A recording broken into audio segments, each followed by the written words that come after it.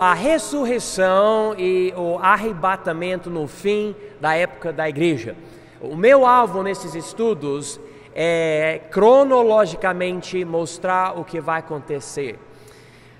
Agora, então, nós estamos analisando a ressurreição e o arrebatamento, que são dois eventos bem próximos.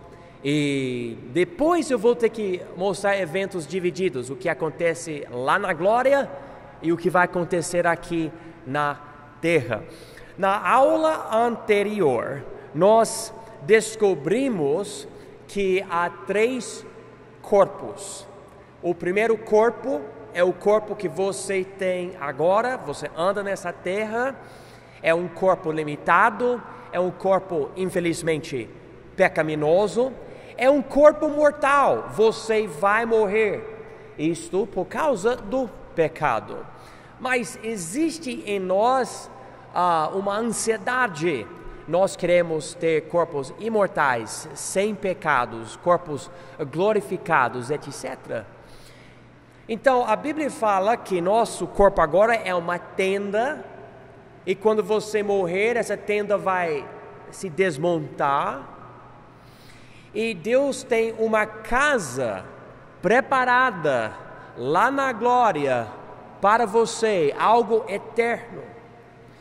Então, nós descobrimos que quando você morre, pode ser hoje, automaticamente Deus leva seu espírito desse corpo para Ele. Então, há uma separação. Nós percebemos que a Bíblia basicamente ensina que a morte biológica é a separação do espírito e corpo. Então, a Bíblia também fala sobre a ressurreição desse corpo. Então, tem o primeiro corpo que você tem agora, aquela casa preparada lá na glória que está esperando a gente, que vai, vamos dizer, se juntar com o nosso espírito após a nossa morte. Mas também tem o corpo ressurreto. Vamos ver o que a Bíblia fala aqui em Romanos capítulo 8. Romanos capítulo 8. Aqui mostra aquela ansiedade que nós temos, especialmente nós salvos. Diz aqui em Romanos 8, 17: e se nós somos filhos, somos logo herdeiros também, verdadeiramente herdeiros de Deus e co-herdeiros de Cristo, se é certo que com Ele padecemos, para que também com Ele sejamos glorificados. Marca essa palavra aqui, em versículo 17, glorificados. Existe justificação, santificação e glorificação. Eu acho que eu mencionei as palavras todas.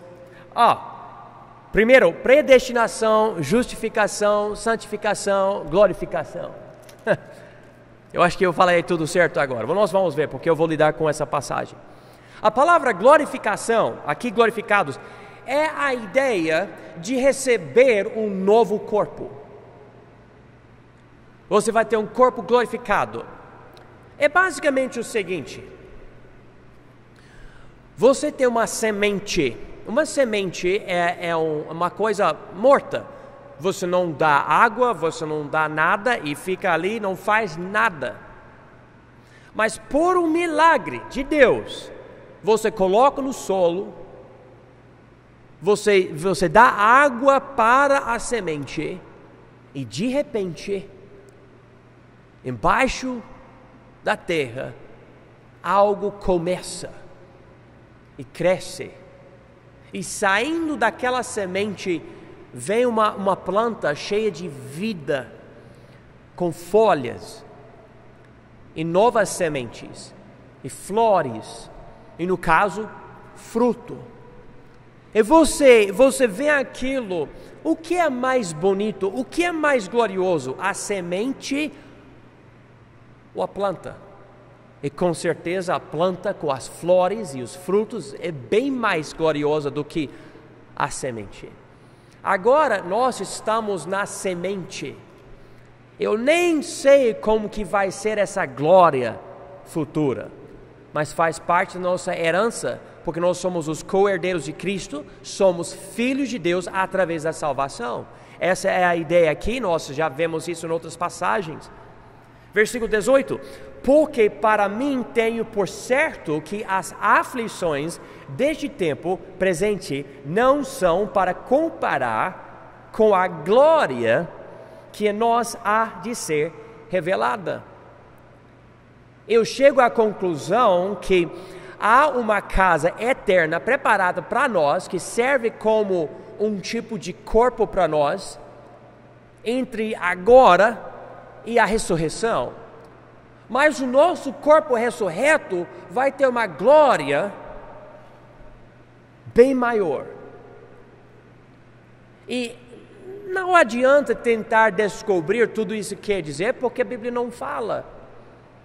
Eu me lembro de um pastor que ele falou: olha, se a gente tivesse mais informações bíblicas, detalhes bíblicos, ou na Bíblia, na verdade, sobre o inferno, a gente teria tanto medo, tanto pavor, a gente não poderia servir a Deus.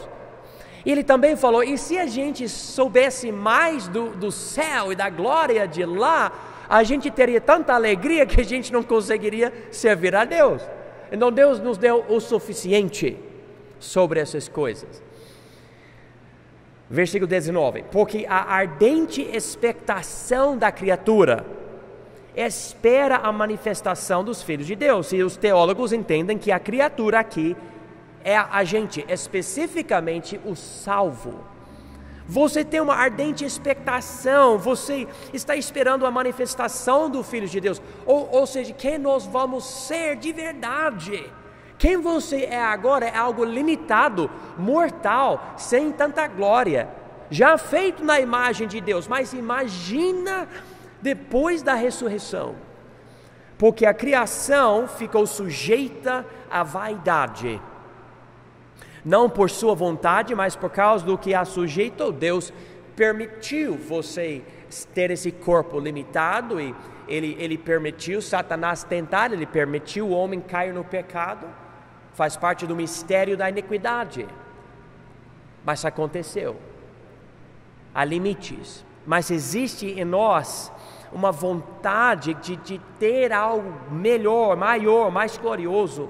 Mas agora vem essa vaidade. A palavra vaidade tem a ver com a ideia de estar vazio, sem valor.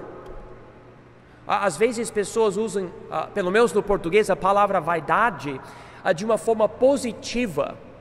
Mas na Bíblia, eu nunca vi na Bíblia a palavra vaidade ter esse sentido positivo. Vaidade não é algo de honra, é algo ruim. É tipo como uma pessoa fica tão obcecada com coisa que não presta, beleza, ou seja que for, o foco da vida. Algo que quando você morre, Deus não vai perguntar para você quantas camadas de maquiagem você usou. Não vai ser a preocupação dele. Então, para Deus, a ideia da vaidade é essa ideia de ter algo que realmente não tem valor. Eu sei que maquiagem, cabelo e tudo tem certo valor, mas é um valor muito temporário. E nós precisamos entender que o foco aqui é algo eterno. Hoje, coisas aconteceram, eu pensei: por que está acontecendo isso? Isso tem a ver com a eternidade. Um gato envenenado no meu quintal, eu precisei levar para um lugar, não tinha ninguém, levar para outra pessoa, e quando eu estava lá, morreu nos meus braços um gato, que nem é meu, uma gata na verdade. Daí lidei com isso, estava muito cansado hoje, eu não sei muito bem o porquê. Daí minha esposa me acordou e falou: John, tem problema, pneu furado. Então eu precisei lidar com isso. Essas coisas acontecendo da vida. Quem passou por algo hoje, levanta a mão, tipo: por que aconteceu isso? Aconteceu! E a gente fica esperando algo diferente, e há esperança mesmo, porque Jesus forneceu algo bem melhor para nós. Essa vida é passageira, é temporária, é limitada, mas a glória que está vindo para nós. Versículo 21. Não, desculpa, a página mudou aqui. Versículo 21 mesmo. Na esperança de que também a mesma criatura será libertada da servidão da corrupção. Ok?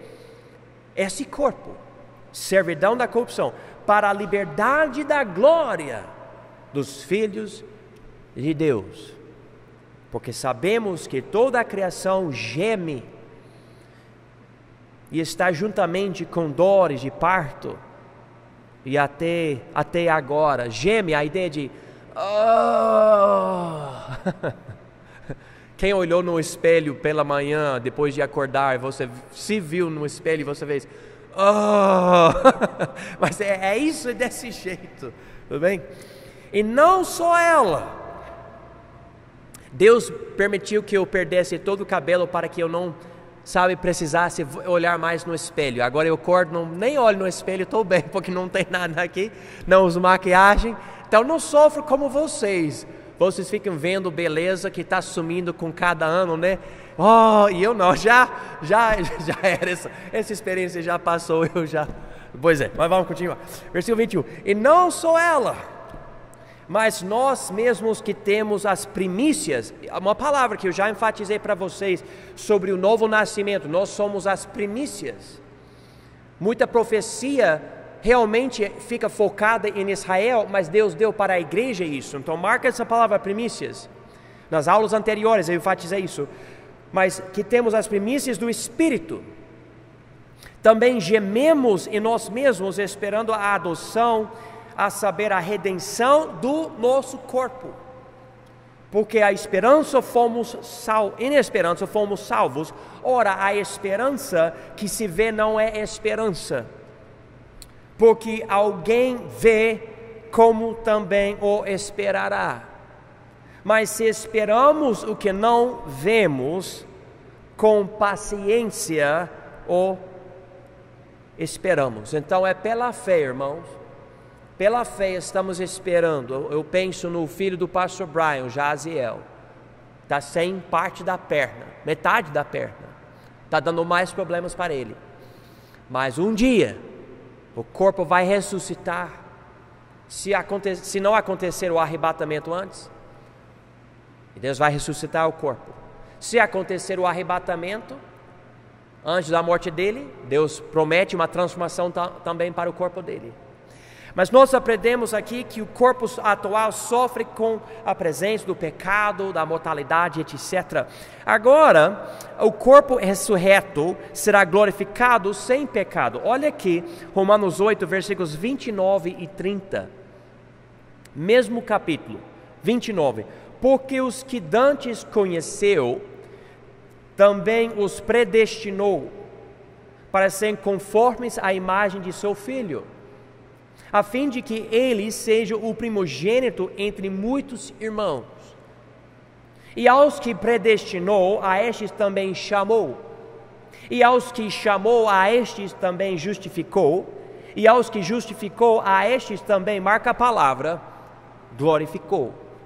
E alguém faz a pergunta, mas pastor, por que aqui diz predestinou, chamou, justificou, glorificou, tudo no tempo passado? Tipo, eu não tenho meu corpo glorificado ainda. Por que ele fala assim? Por que ele não fala aqui, e estes também glorificará? É porque para Deus, com a palavra predestinou, versículo 29, para ele tudo já aconteceu. Nós olhamos para o futuro. Sabe onde Deus está? Ele está no passado, no presente, no futuro, agora. Ele não está esperando. Nós estamos esperando. Ele já compreende você com o corpo glorificado. Você talvez esteja pensando hoje em dia sobre aquele peso perfeito para o seu corpo. Eu quero chegar a esse peso perfeito, né? Não sei.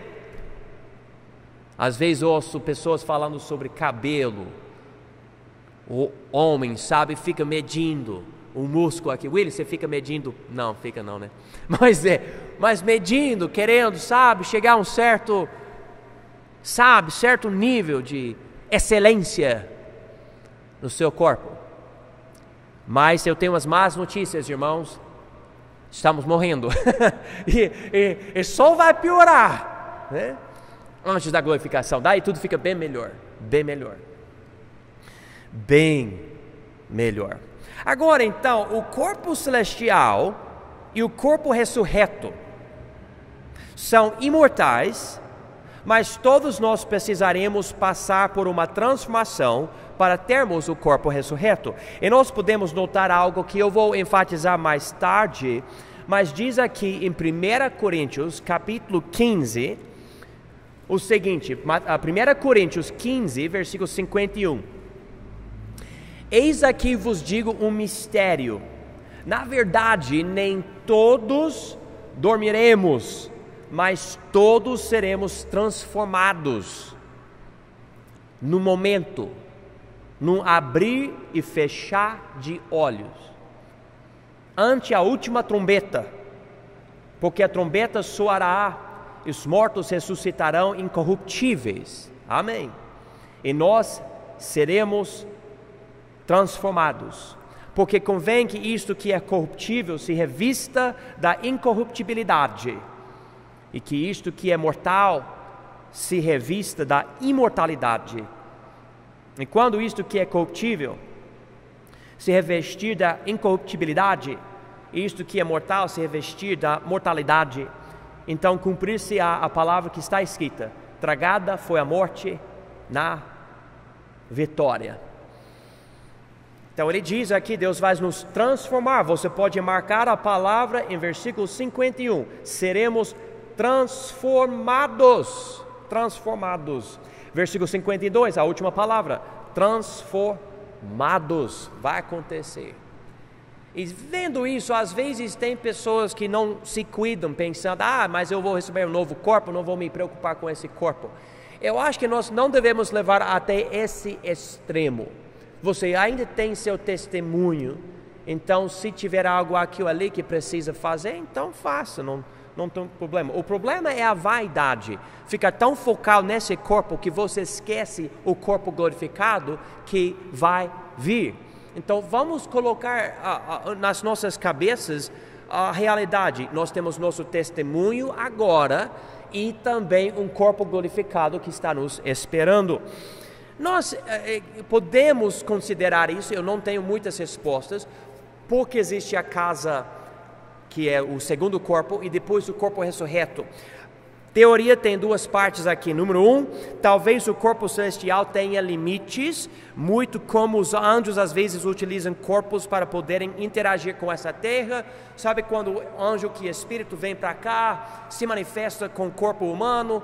Talvez assim nós precisamos de um corpo ressurreto depois do corpo celestial que recebemos após a morte. Número 2, talvez o corpo ressurreto tenha a habilidade de interagir com os novos céus e a nova terra. E eu já enfatizei para vocês em Romanos 8, esse corpo ressurreto é a nossa glorificação. Então, eu não entendo tudo isso, eu não vou poder explicar para vocês todos os detalhes, mas chegamos à conclusão, segundo o texto bíblico, que quando você morre, você já vai receber algo. Você não vai simplesmente ser um espírito invisível, sabe, flutuando nas nuvens, sem noção, ninguém reconhecendo você lá na glória. Não vai ser assim. E também existe o corpo ressurreto no fim da época da igreja, que vai ser muitíssimo glorioso. Agora, página 30, por favor. Número 2 diz: Jesus ensina que os anjos levam o crente que morre imediatamente após a morte. Vamos para Lucas 16, por favor. Porque Jesus nunca nos leva ao inferno no Velho Testamento? Já parou para pensar sobre isso? Tipo, quando você lê o Velho Testamento, que é muito maior do que o Novo, você quase não vê nada sobre o inferno. Usa outra palavra, e às vezes a tradução no português é a palavra inferno. Por que Deus não colocou um profeta no inferno para ele ver? Do jeito que se descreve aqui em Lucas capítulo 16 com o homem rico e Lázaro. A minha conclusão é o seguinte, é a minha especulação. O inferno é tão horrível que Deus não queria que o homem de Deus passasse por algo tão horrível. Então Jesus, que criou o inferno para castigar eternamente o diabo e os anjos que caíram com ele, Jesus descreve o inferno para nós aqui em Lucas 16. Eu me lembro, anos atrás, tipo 30 ou mais anos atrás, menino em casa, e eu estava assistindo um filme, alguma coisa, e eles colocaram pessoas no inferno nesse filme. Eu me lembro de um precipício, vocês falam português? Preto, e pessoas pulando para fogo, e fogo em todo lugar. Era algo horroroso, e era só de filme, mas eu me lembro o horror dentro de mim, imaginando um lugar desse. É só que eu, pela linguagem bíblica, nem vejo isso como tão horrível comparado com o que a Bíblia descreve, onde o verme não morre,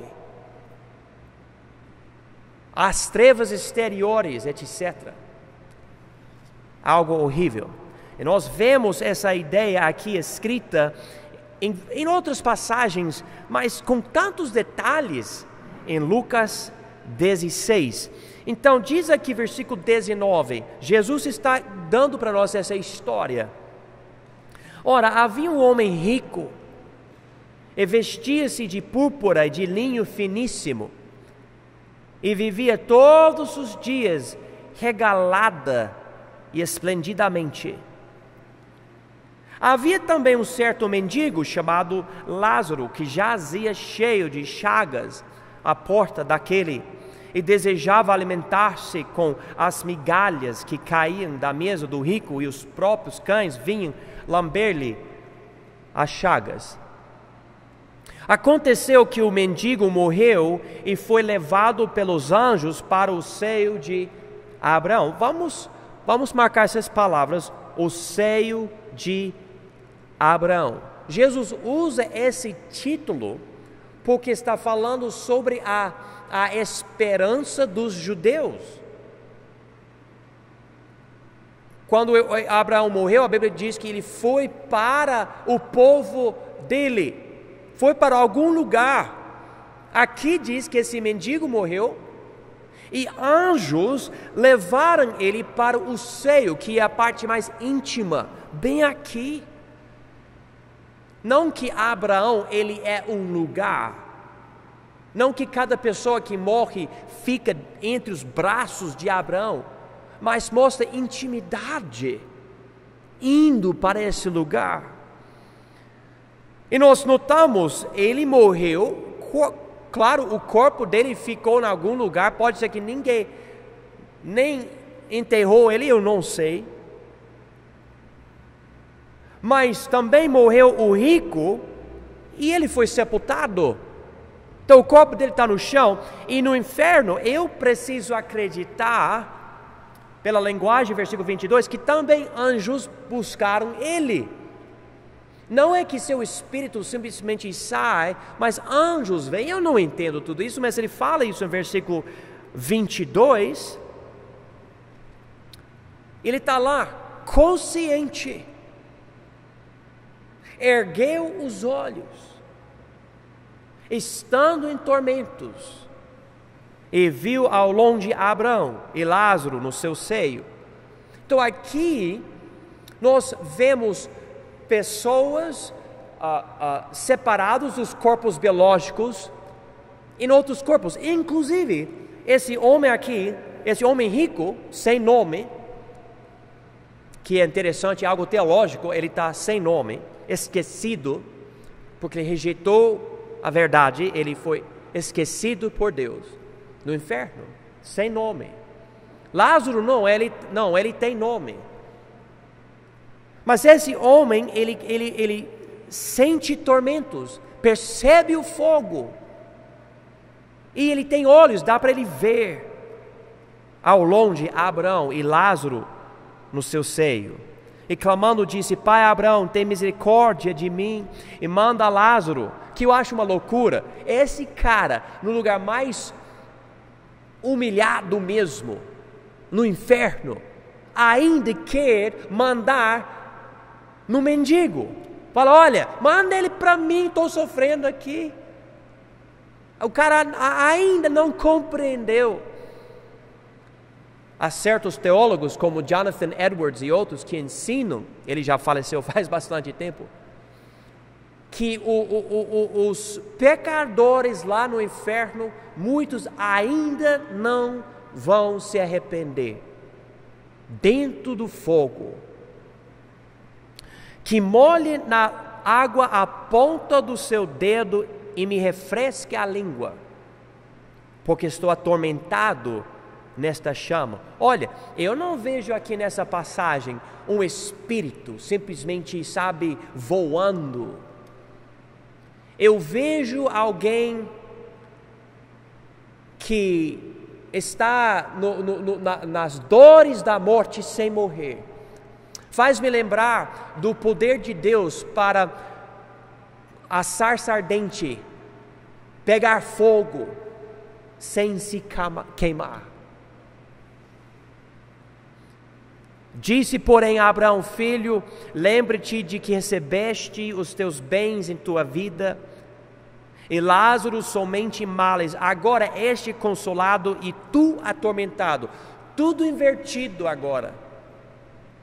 E além de tudo isso, está posto um grande abismo entre nós e vós, de sorte que os que quisessem passar daqui para vós não poderiam, nem tampouco os de lá passar para cá. Então, irmãos, precisamos entender algo, estamos tentando estabelecer algo. Nessa época, quando morreu alguém, foi para um lugar separado por um abismo, e dava para ver o outro lado. O paraíso vendo o inferno vendo o paraíso. Versículo 27, disse ele: rogo-te, pois, ó Pai, que o mandes à casa de meu pai, pois tenho 5 irmãos, para que lhes dê testemunho, a fim de que não venham também para esse lugar de tormento. Disse-lhe Abraão: tem Moisés e os profetas, ouça-nos. E aqui as palavras Moisés e profetas representam todo o Velho Testamento, porque na época não tinham escrito ainda o Novo. Então diz aqui: olha, ele já tem a Bíblia. Versículo 30, e disse ele: não, pai Abraão, mas se algum dentre os mortos fosse ter com eles, arrepender-se-iam. Porém ele lhe disse: se não ouvem a Moisés e aos profetas, tampouco serão persuadidos, ainda que algum dos mortos ressuscite. Então nós vemos aqui, são pessoas mortas conversando com outras pessoas mortas em um lugar que nós não conhecemos, porque nunca fomos para esse lugar. Mas Jesus, que é o Criador do inferno mesmo, Ele nos conta essa história, dando para nós detalhes além do nosso entendimento, dizendo: esse é o fim para o salvo, esse é o fim para o não salvo. Tudo fica invertido. Tudo fica invertido. Vamos ler também Mateus capítulo 13, por favor. Mateus 13. Rapidinho, não vou passar muito tempo com isso. Mateus 13, várias parábolas. E diz aqui em Mateus 13, versículo 37. E ele respondendo, disse-lhes: o que semeia a boa semente é o Filho do homem. O campo é o mundo, e a boa semente são os filhos do reino, e os joios são os filhos do maligno. O inimigo que o semeou é o diabo, e a ceifa é o fim do mundo, e os ceifeiros são os, marca a palavra, anjos. Assim como o joio é colhido e queimado no fogo, assim será na consumação deste mundo. Mandará o Filho do homem os seus anjos, e eles colherão do seu reino tudo que causa escândalo e os que cometem iniquidade, e lançá-los-ão na fornalha de fogo, o inferno, lago de fogo. Ali haverá pranto e ranger de dentes, falando do sofrimento. Então os justos resplandecerão com o sol no reino de seu Pai. Quem tem ouvidos para ouvir, ouça. Ok. Algo importantíssimo. Aqui em Mateus 13, Jesus dá uma parábola sobre o joio e o trigo. Ele fala que os ceifeiros, nessa parábola, representem na realidade os anjos. Com esse detalhe, aqui em Lucas 16, ele fala dos anjos. Porque aqui nesse caso, Lucas 16, falando sobre o homem rico indo para o inferno e Lázaro indo para o paraíso, ele não está falando de uma parábola. A parábola já vimos em Mateus 13. Aqui em Lucas 16 é a realidade. Eu digo isso porque várias seitas negam a existência do inferno. Testemunhos de Jeová, os mormons e as adventistas falam coisas contra a existência do inferno. Eu já tive várias brigas com essas pessoas. E essas pessoas falam que essa passagem aqui em Lucas 16, sobre o homem rico e Lázaro, é uma parábola só. Mas parábola dá uma coisa terrestre para a gente ter uma ideia de algo celestial, algo que a gente não conhece. Mas Lucas 16 já fala sobre paraíso, já fala sobre o inferno, já fala sobre anjos. Não há nada terrestre nisso. Jesus já está falando sobre algo além do nosso entendimento. Inclusive, ele fala aqui um nome. Em nenhuma parábola ele dá nome de uma pessoa, mas aqui em Lucas 16 ele dá o nome de Lázaro, que eu acho muito interessante. É o mesmo Lázaro que ele ressuscitou? Eu não vou dizer isso, eu não sei. Mas é interessante isso. Deixa eu mostrar algo para vocês em Lucas 23. Lucas 23. Lembra quando Jesus morreu na cruz e do lado dele tinha dois malfeitores, ladrões, criminosos, que morreram também? E os soldados quebraram as pernas dos malfeitores, mas não de Jesus. E os três morreram, Jesus porque entregou o Espírito, os outros dois por causa da asfixiação, não podendo se levantar pelas pernas. Lembra disso? Um deles se arrependeu e recebeu Jesus enquanto estava na cruz. E aqui em Lucas 23, versículo 43, diz o seguinte: disse-lhe Jesus: em verdade te digo que hoje estarás comigo no paraíso. Eu preguei e eu fiz um vídeo recentemente enfatizando esse versículo, as brigas que aconteceram com uma certa seita aqui no Brasil. Pessoas me atacavam muito por causa desse vídeo, porque essa seita coloca uma vírgula, somente uma vírgula, entre as palavras hoje e estarás. E colocando uma vírgula, eles dizem que em verdade te digo que hoje estarás comigo no paraíso, que na verdade não faz muito sentido por causa da palavra que, digo que hoje. Mas falam isso e dizem que é uma vírgula. Sabe, se eu não tenho uma cópia da língua original, o grego não tem vírgula, não tem. E a língua portuguesa coloca a palavra que aqui para realmente dar o sentido correto, o que combina com tudo que eu já ensinei na aula anterior.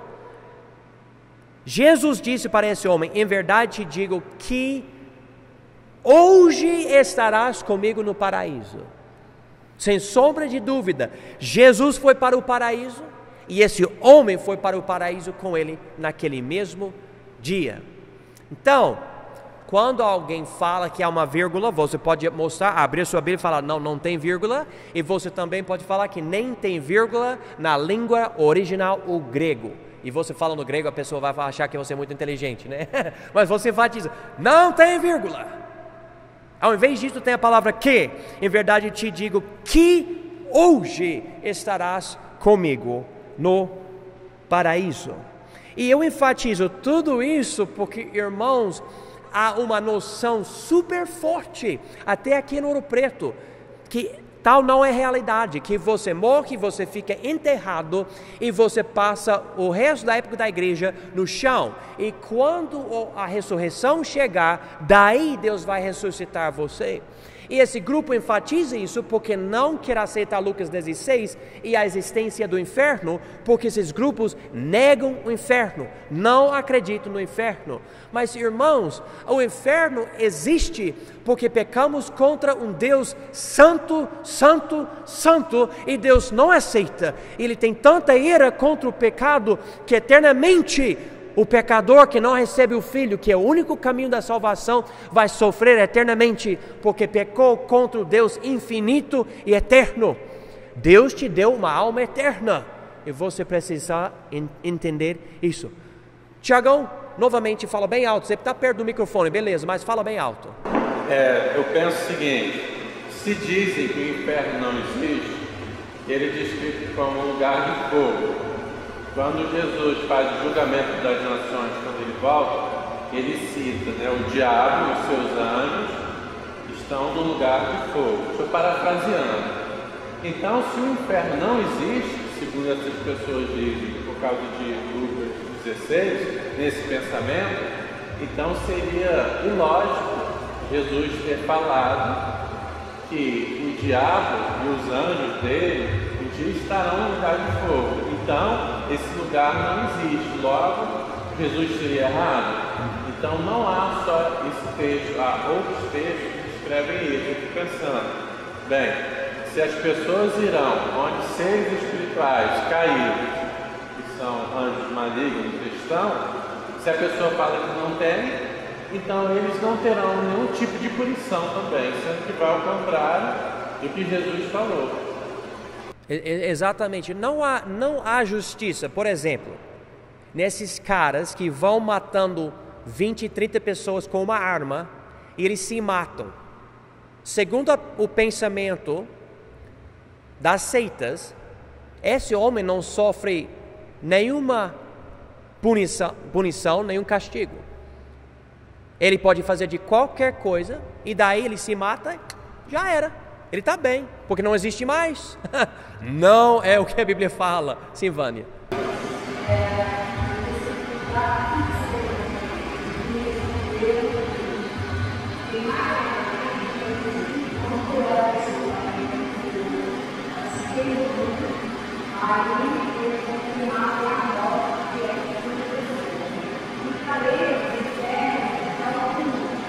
Sim, exatamente. É o túmulo. Exatamente. Mas é isso mesmo.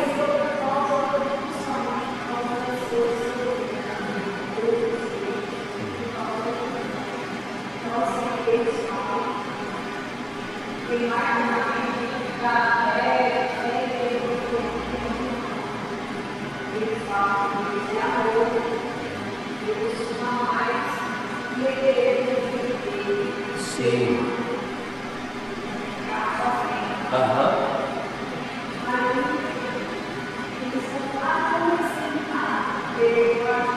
Ah, é mesmo?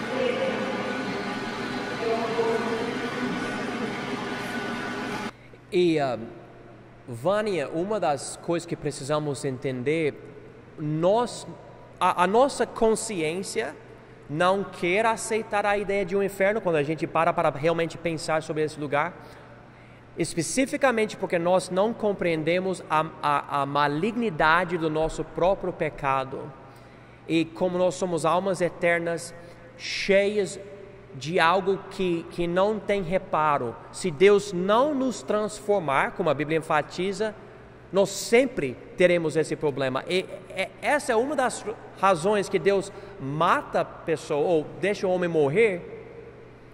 Lembra quando Adão e Eva pecaram? Ele não matou automaticamente, ele falou, eu vou tirar do jardim porque tem a árvore da vida, eles vão viver para sempre. Mas como? Como pecadores. Ele não queria isso. Oh, irmãos, há tanto que nós podemos entender sobre isso, mas vamos pelo menos hoje à noite compreender o seguinte: quando a pessoa morre, a pessoa não para, de ter existência, não para de ter consciência, a pessoa continua. E uma das obras dos anjos é buscar a pessoa e levar. E daí a pessoa ou vai para o paraíso, o céu, ou vai para o inferno, lugar de tormentos eternos, esperando o julgamento final para Deus mostrar o porquê essa pessoa está nesse lugar. Vamos continuar. Eu já li para vocês aqui 2 Coríntios 5:8 e Filipenses 1:23, que é a letra B, número 2 na apostila, que mostram que assim que você morrer, seu espírito se separa do seu corpo, ok? Eu já mostrei, então, se vocês quiserem marcar ou ler agora, tudo bem, mas eu vou continuar porque eu já ensinei isso na aula anterior, mas é muito importante porque esses dois versículos são apoiados por ler Lucas 23:43 sem vírgula. Não há passagem nenhuma que diz que a alma dorme. Há seitas que falam isso, mas a Bíblia fala que somente o corpo dorme. Ok, agora, a questão do seio de Abraão. Ok, agora, irmãos, nós vamos lidar com algo e há debates entre pessoas confiáveis.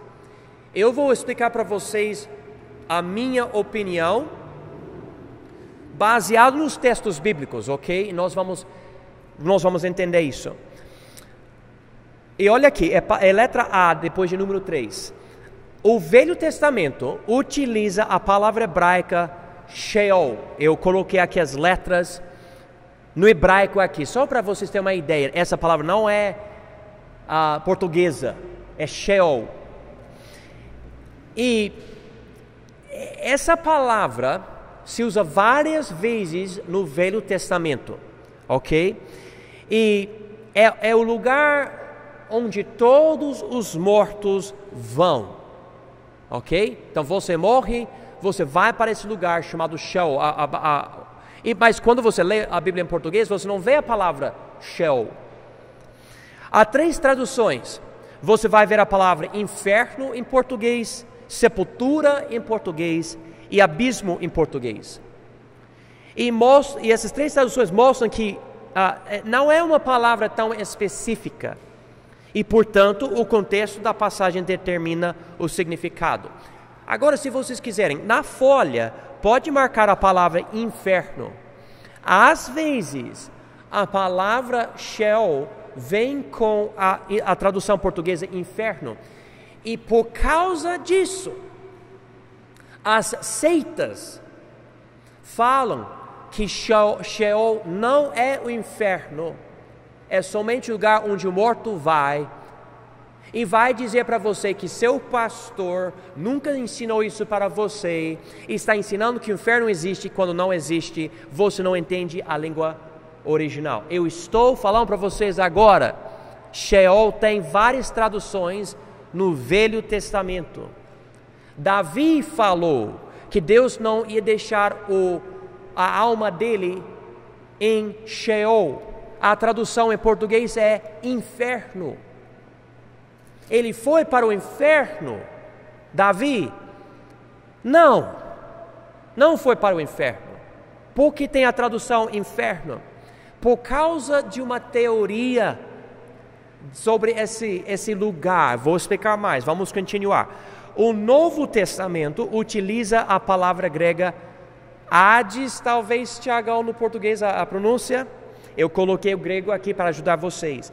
Quando os judeus traduziram Sheol ao grego, ok? Então, isso fica meio complicado. Eles tinham uma Bíblia chamada Septuaginta, LXX. Essa Bíblia é o Velho Testamento no grego, ok? Então, nós temos tudo em português, sabendo que o Velho Testamento veio do hebraico e o Novo Testamento veio do grego, mas anos atrás, eles traduziram o hebraico para o grego, formando uma Bíblia grega, um Velho Testamento grego, chamado Septuaginta. E quando eles traduziram essa palavra Sheol no hebraico, eles usaram a palavra Hades, ok? Porém, o Novo Testamento dá muitos detalhes, novos detalhes sobre esse lugar, especialmente através da história de Lázaro e o homem rico. Então isso quer dizer que quando esse pessoal que traduziu do hebraico para o grego, traduziu essa palavra Sheol, eles entendiam que essa palavra era mais do que simplesmente o chão onde alguém morre. É mais do que isso. Representa isso? Quer dizer isso? Sim, mas é além disso.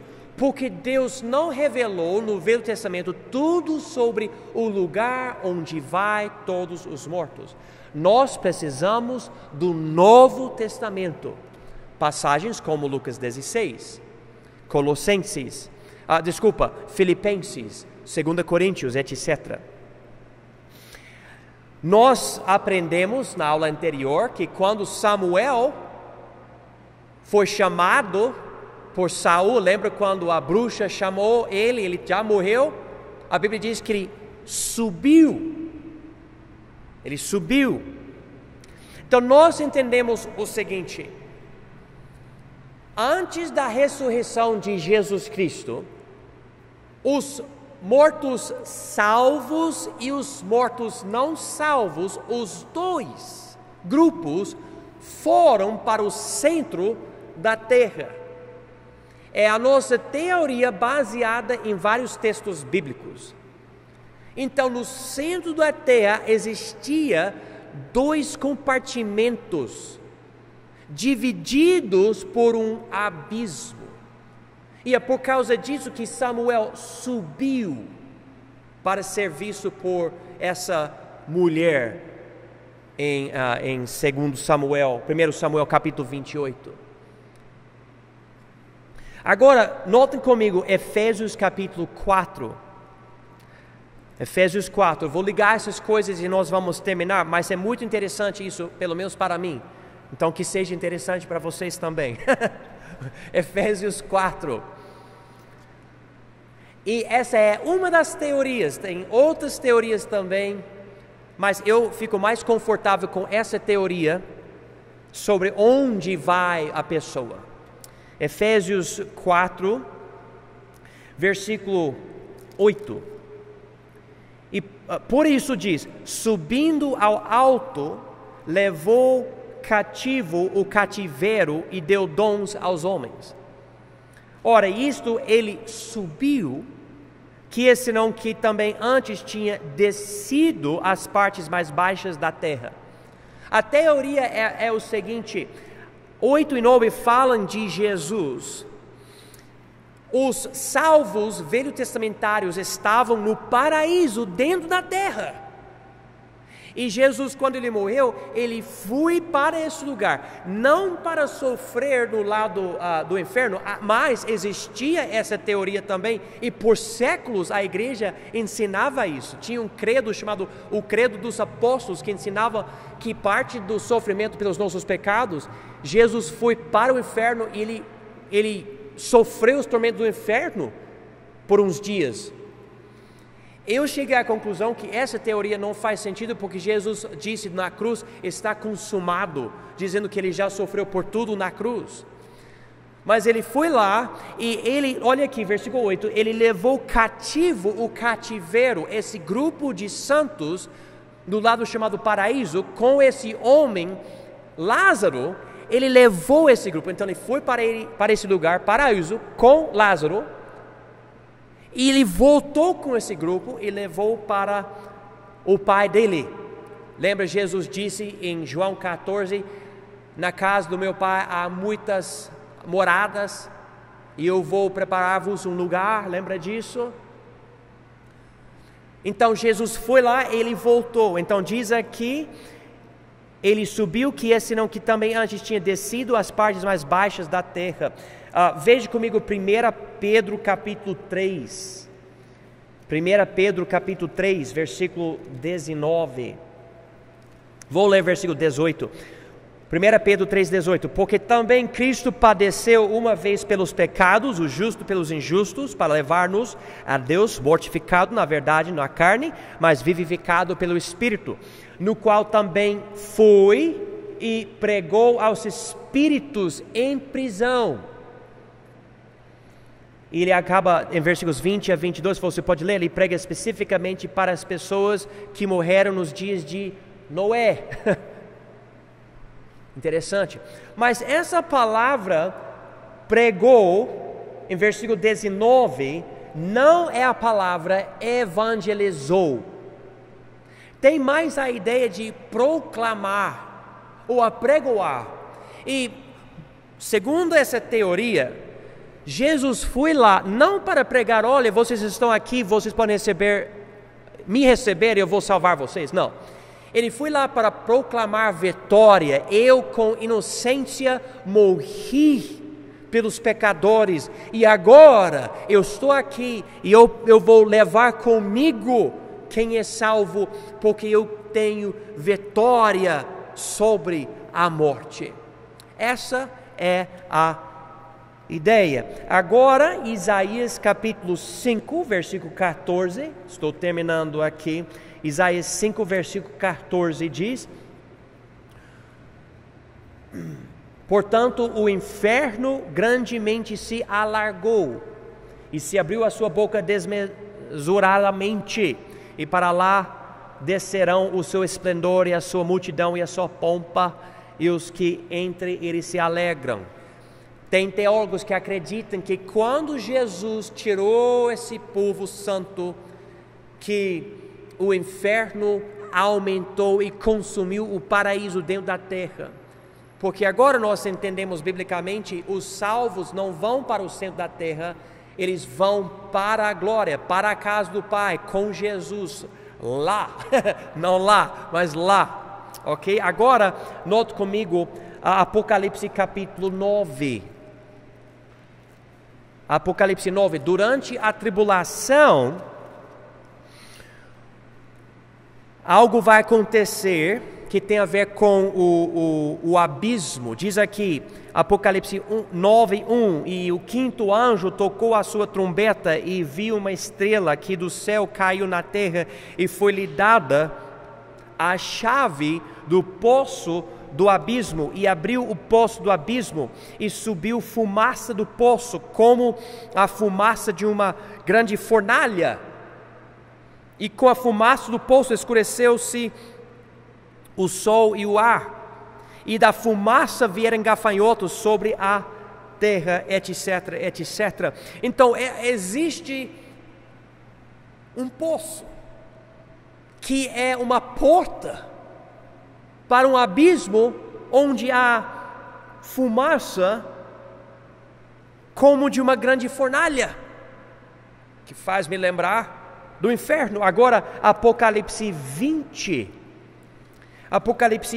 versículos 1, 2 e 3. E vi descer do céu um anjo que tinha a chave do abismo e uma grande cadeia na sua mão, e ele prendeu o dragão, a antiga serpente, que é o diabo e Satanás, e amarrou por 1000 anos, e lançou no abismo, e ali o encerrou, e pôs selo sobre ele, para que não mais engane as nações, até que os 1000 anos se acabem.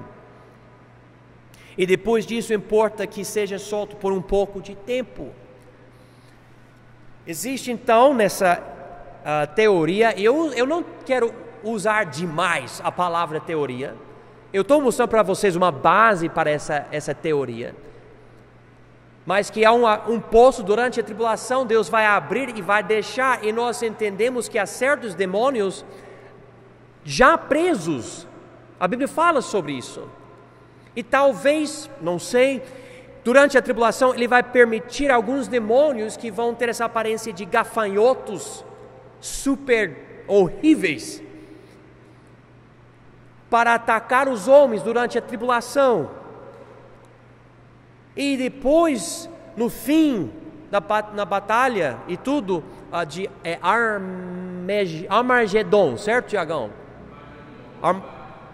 Ok, é que a pronúncia é a minha preocupação. Mas no fim, Satanás vai ser colocado nesse lugar durante o milênio. Então, eu entendo, havia um lugar chamado paraíso, o seio de Abraão, e o inferno separado por um abismo na época antes da morte de Jesus. Mas quando Ele ressuscitou, Ele levou esse grupo para o céu. Quando a gente morre, os anjos pegam a gente e nos levam para o céu, e nós vamos esperar os nossos corpos ressurretos no fim da época da igreja, e que o paraíso lá no centro da terra não existe mais. E as pessoas falam então que Sheol, essa palavra hebraica, é esse lugar que tinha 2 compartimentos, e talvez só tenha o inferno. Agora, ressuscitará antes do arrebatamento, falando dos que estão mortos agora, eles vão ressuscitar antes do arrebatamento para estar com Cristo e os crentes arrebatados. A gente sabe que Jesus subiu nas nuvens em Atos 1:9. A Bíblia fala que Ele vai voltar nas nuvens em Atos 1:10 e 11. E o crente ressurreto estará nas nuvens com Jesus e os arrebatados. Vamos ver isso rapidinho em 2 Tessalonicenses, 1 Tessalonicenses, capítulo 4. E diz aqui em versículo 16: porque o mesmo Senhor descerá do céu com alarido e com voz de arcanjo e com a trombeta de Deus, e os que morreram em Cristo ressuscitarão primeiro. Depois nós, os que ficarmos vivos, seremos arrebatados juntamente com eles nas nuvens, a encontrar o Senhor nos ares, e assim estaremos sempre com o Senhor. Então, quem ressuscita vai automaticamente para as nuvens, e os arrebatados também. Então nós vamos encontrar eles lá com o Senhor. E sabe, eu quero ficar ensinando, mas eu já passei o tempo que eu queria passar. Semana que vem, nós vamos entrar em mais detalhes sobre essa transformação e o que vai acontecer, tudo bem? Ao invés de eu tentar correr aqui, eu não quero correr. Então, eu vou parar aqui, nós vamos orar. Semana que vem, Deus permitindo, nós vamos ver outras coisas bem interessantes, nos preparando para a guerra de Gog e Magog, e o anticristo, e a tribulação, e esses eventos.